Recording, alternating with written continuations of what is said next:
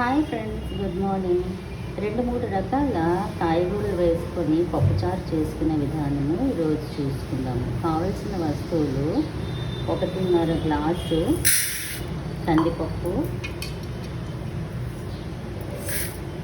శుభ్రంగా కడుక్కున్న కందిపప్పులోని సమానంగా 3 గ్లాసుల నీళ్లు వేసుకోవాలి.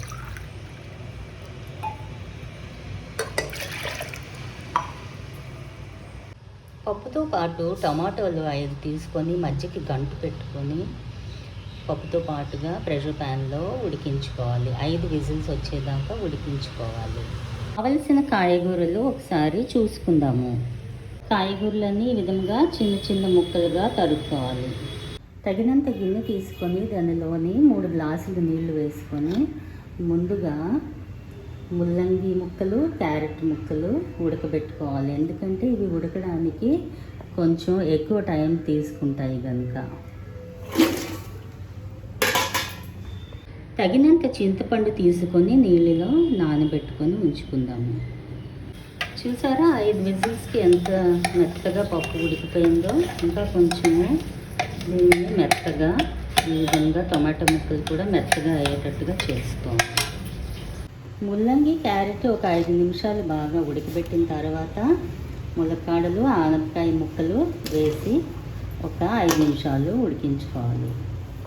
ముక్కలు ఉడికిన తర్వాత మనము మెత్తగా చేసుకున్నటువంటి పప్పుని ముక్కల్లో వేసేసి కలుపుకోవాలి. నానబెట్టినటువంటి చింతపండు రసాన్ని ఈ విధంగా తీసుకోవాలి.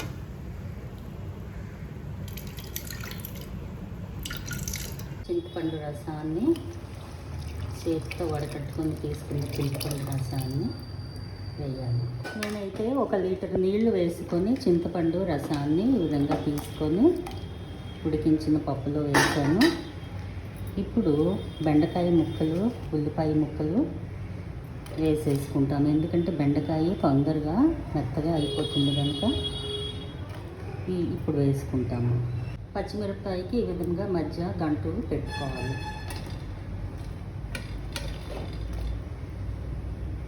ఒక 2 టేబుల్ స్పూన్లు ఉప్పు, 1 టేబుల్ స్పూన్ కారము, 1/2 టేబుల్ స్పూన్ పసుపు వేసి కలుపుకోవాలి. ఈ విధంగా పొంగడము మొదలుపెట్టినప్పుడు ఒకసారి కలిపి చూసుకొని రుచి చూసి ఇంకా ఏమన్నా అవసరమైతే వేసుకొని అన్నీ సరిగ్గా సరిపోయాయి. మూత పెట్టుకొని సిమ్లో పెట్టుకోవాలి. ఒక 10 నిమిషాలు ఉడకనివ్వాలి, మరగనివ్వాలి. చిన్న బెల్లం ముక్క వేసుకొని కొంతసేపు మరగనివ్వాలి.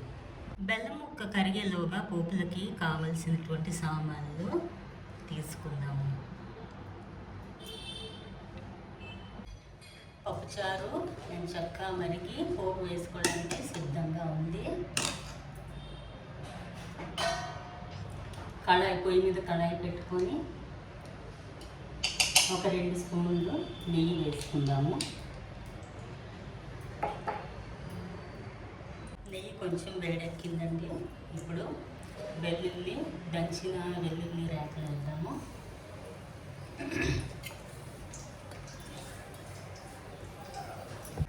వెల్లుల్లి కొంచెం వేగగానే తక్కిన పోపులన్నీ వేసేసుకుందాము. తర్వాత కరివేపాకు. స్టవ్ ఆఫ్ చేసేసుకొని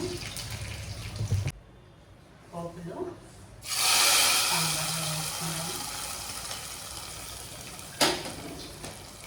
ఎంతో రుచికరమైనటువంటి సాంబారు సిద్ధము friends. Thank you for watching. Subscribe my channel. పోపు వేసుకున్న తర్వాత చూసారా ఎంత చక్కగా కనిపిస్తుందో. ఒకసారి కొంచెం కొత్తిమీర వేసుకొని గార్నిష్ చేసుకోవాలి. ఇలా మంచి రుచికరమైనటువంటి వంటలు ఇంకా ఎన్నో మీకోసం నేను చేసి చూపించడానికి మీరు నా ఛానల్ సబ్స్క్రైబ్ చేసుకోండి. Thank you for watching friends.